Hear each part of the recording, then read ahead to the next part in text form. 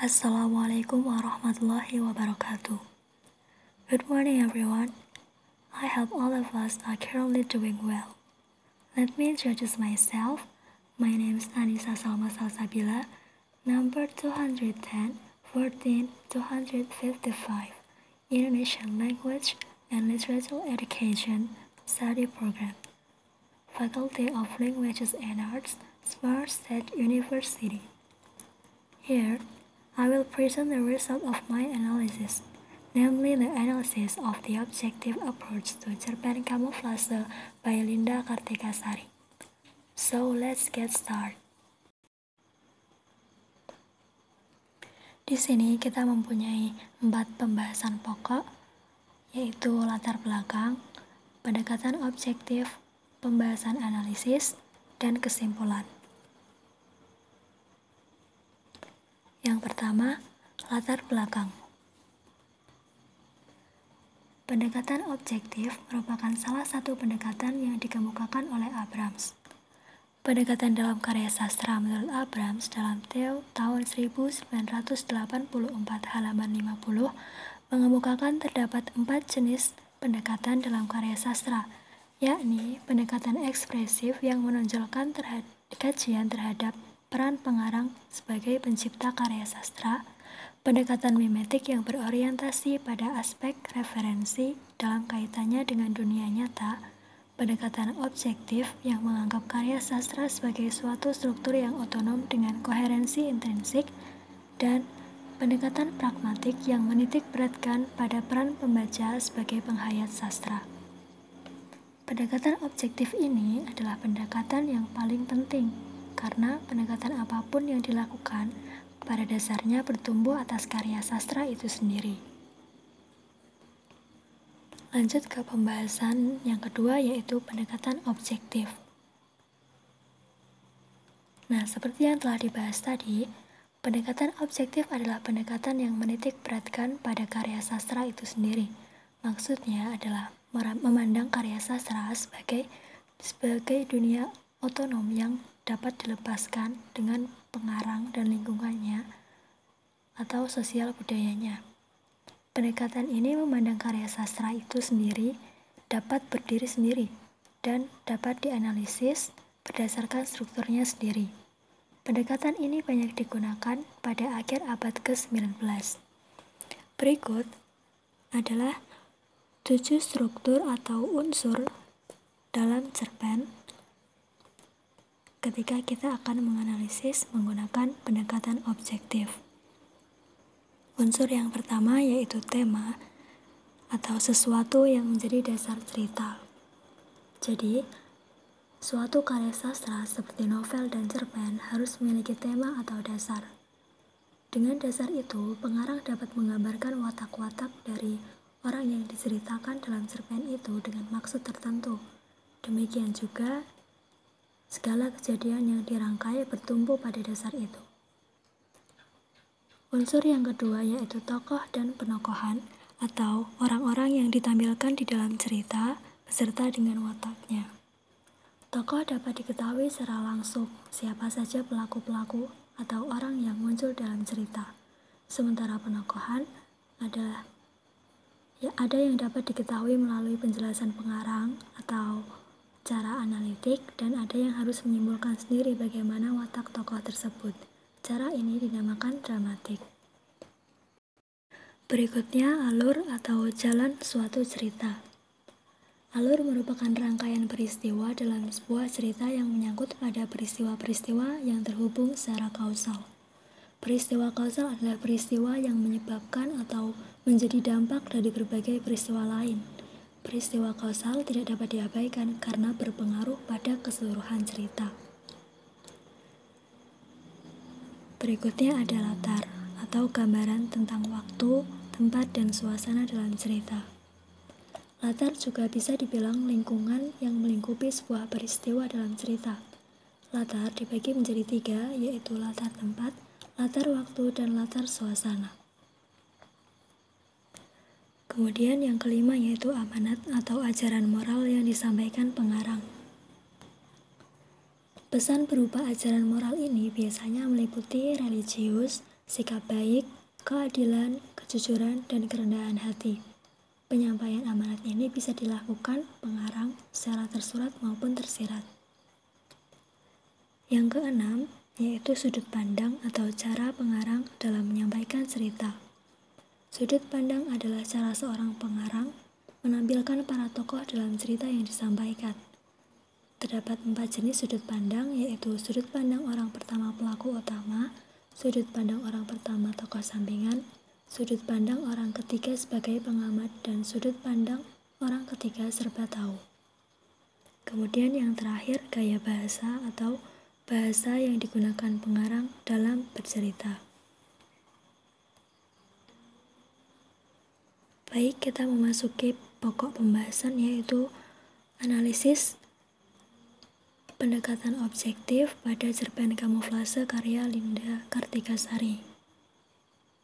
Yang pertama, tema. Dalam cerpen ini saya menemukan 3 tema. Yang pertama, tema kekeluargaan. Dibuktikan dengan adanya konflik yang ada kaitannya dengan hubungan ayah dan anaknya, di mana tokoh Pak Rahedi yang meninggal dunia diduga karena bunuh diri, dan saat itu terdapat isu kalau Pak Rahedi terlilit kasus korupsi. Juga beredar kabar bahwa ia memiliki perempuan simpanan selain istrinya. Hal itu menyebabkan Angkasa selaku anak Pak Rahedi memiliki prasangka buruk terhadap ayahnya. Tema yang kedua yaitu misteri. Perhatikan kutipan berikut. Jasad Rahedi yang ditemukan mengejang di bak mandi melahirkan banyak konspirasi oleh orang-orang. Karena sehari setelahnya, tim investigasi polisi berhasil mengendus dugaan korupsi yang dilakukan oleh lelaki berumur setengah abad itu.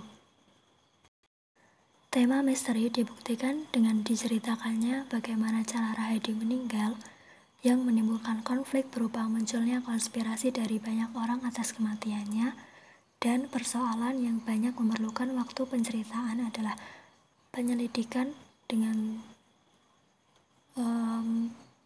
tentang kebenaran dan Rahedi yang dirahasiakan. Tema yang ketiga yaitu penyesalan.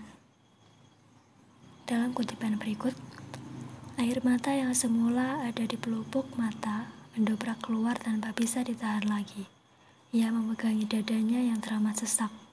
Bayangan Rahedi yang menemaninya sewaktu kecil, menemaninya berenang, dan marah besar saat Angkasa memakai kosmetik mamanya untuk membuat Rahedi tertawa. Dalam kutipan tersebut, secara tersirat, Angkasa merasa bersalah dan menyesal sudah percaya dengan isu-isu yang beredar. Unsur yang kedua yaitu tokoh dan penokohan. Dalam cerpen ini terdapat 2 tokoh utama dan 4 tokoh pendukung. Tokoh utamanya adalah Rahedi, yaitu seorang pengusaha dan politikus yang menempati posisi 5 orang terkaya di negara yang diduga terlibat kasus korupsi, dan Angkasa, atau seorang jaksa yang harus menyelidiki kasus dugaan korupsi yang terjadi pada ayahnya sendiri. Rahedi dan Angkasa menjadi tokoh utama karena 2 tokoh tersebut merupakan tokoh yang paling ditonjolkan dan memiliki intensitas paling banyak dalam keterlibatan dalam peristiwa. Kemudian, tokoh pendukungnya yaitu Betari, Marco, Franz, dan Abi. Di dalam cerita, mereka hanyalah tokoh yang tidak menjadi fokus utama cerita. Kemudian penokohan. Penokohan Rahedi dapat dilihat dalam kutipan berikut. Rumah cinta. Bangunan modern itu terletak di jantung kota dan cukup strategis untuk dikunjungi siapapun. Didirikan 5 tahun silam, rumah itu berhasil mengobati seseorang yang mengalami mental illness. Mereka sukarela melakukan itu atas perintah pemilik usaha ini, Rahedi Wicaksana. Dalam kutipan tersebut, membuktikan bahwa Rahedi adalah seorang yang dermawan dan baik hati. Ia tidak segan untuk memberikan hartanya untuk kepentingan banyak orang. Beralih ke penokohan angkasa, perhatikan kutipan berikut. Seminggu berikutnya, angkasa mendapati layar gawainya dipenuhi notifikasi dari tim investigasi. Ini kasus pertamanya bertugas sebagai seorang jaksa yang telah disumpah jabatan untuk menegakkan keadilan. Hukum tidak peduli kepada siapa termasuk sanak keluarga. Pada kutipan tersebut, penokohan dari angkasa yaitu berhati keras, dewasa, dan tegas. Ia adalah seorang jaksa yang telah disumpah untuk menegakkan keadilan. Ia berprinsip bahwa hukum tidak peduli kepada siapa termasuk sanak keluarga. Kemudian struktur atau unsur yang selanjutnya yaitu alur cerita. Alur cerita yang digunakan dalam cerpen ini adalah alur maju, yaitu diawali dengan pengenalan, lanjut konflik, dan diakhiri dengan penyelesaian.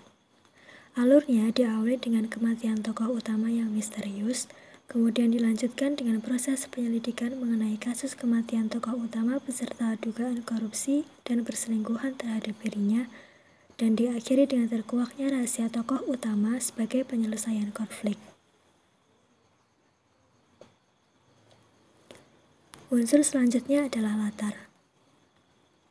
Latar dibagi menjadi 3, yaitu latar waktu, latar tempat, dan latar suasana. Latar waktu dalam cerpen ini dapat dilihat dalam kutipan berikut.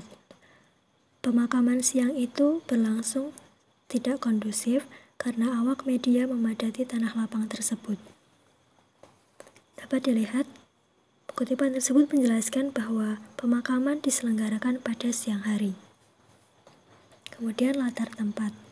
Perhatikan kutipan berikut. Rumah tua bergaya Eropa tersebut terhampar di hadapan mereka. Meski terlihat mewah, rumah itu tampak tidak terawat dengan pagar besi yang telah karatan.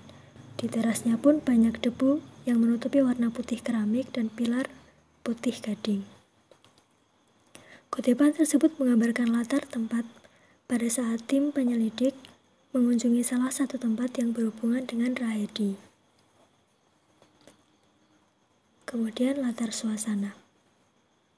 Latar suasana dapat dilihat dalam kutipan berikut. Angkasa membuka knop pintu. Tangannya tremor tanpa bisa ia tahan. Perasaan sesak entah mengapa tiba-tiba menjalari dadanya. Rasanya ia begitu takut menerima kenyataan. Kutipan tersebut menggambarkan ketegangan dan ketakutan yang dirasakan oleh angkasa.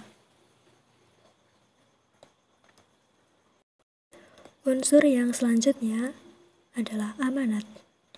Perhatikan kutipan berikut. Bapak Rahedi sendiri adalah seorang gender dysphoria.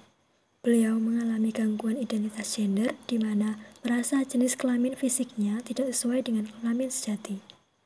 Seumur hidup, beliau selalu berusaha untuk menjadi laki-laki pada umumnya, tetapi mentalnya telah hancur sejak kecil karena lingkungannya yang tidak mendukung. Rumah yang Mas Angkasa kunjungi tadi bukan milik wanita lain.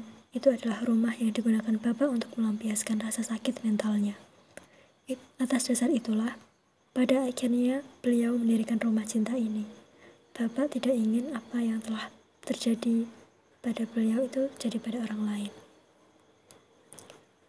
Kutipan tersebut mengandung amanat bahwa kita tidak boleh berburuk sangka dan mudah percaya dengan isu yang beredar, sedangkan kita belum mengetahui faktanya. Lanjut ke unsur berikutnya, yaitu sudut pandang. Sudut pandang yang digunakan dalam novel Kamuflase adalah sudut pandang orang ketiga yang serba tahu. Hal itu dapat dibuktikan dengan keseluruhan jalan cerita.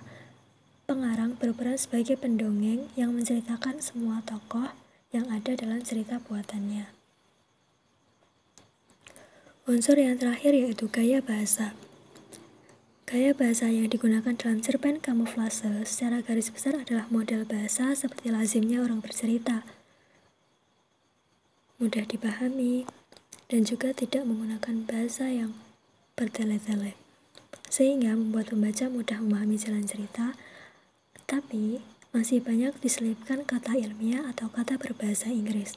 Salah satunya terdapat dalam kutipan berikut. Rumah cinta.